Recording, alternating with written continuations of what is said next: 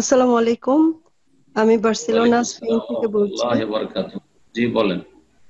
জি, আমার একটা প্রশ্ন ছিল অজু সংক্রান্ত। আমরা যদি জি।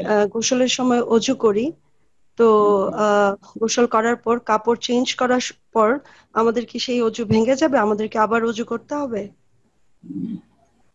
কাপড় চেঞ্জ করলে ওযু নষ্ট হয় না। এমনকি কাপড় যদি খুলে ফেলে দেয় পুরুষ অথবা নারী, একেবারে বস্ত্রহীন হয়ে যায়, তবুও তাতে ওযু নষ্ট হয় না। তাহলে আমাদেরকে জানতে হবে যে কাপড়টা কিসের শর্ত। কাপড় হচ্ছে সলাতের জন্য শর্ত, নামাজের জন্য।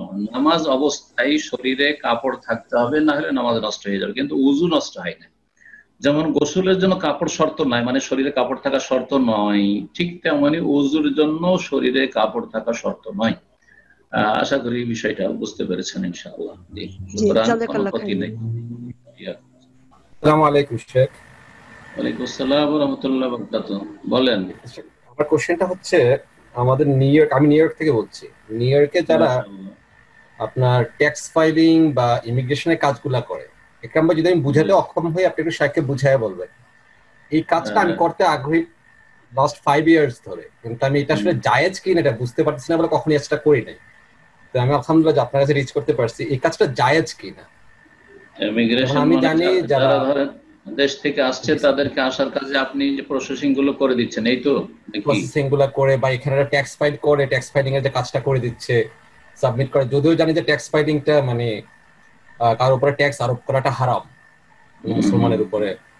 তো হুম। যাই হোক, এটা যেহেতু আমরা মুসলিম কান্ট্রি থেকে আমরা ট্যাক্স এটা দিতে বাধ্য সেটা দিলাম, কিন্তু এটা এই সব কাজটা যারা দেশে করে। ট্যাক্স।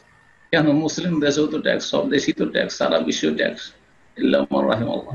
কোথায় আছে বাংলাদেশে ট্যাক্স নেই? ইনকাম ট্যাক্স নেই? বিষয় আছে।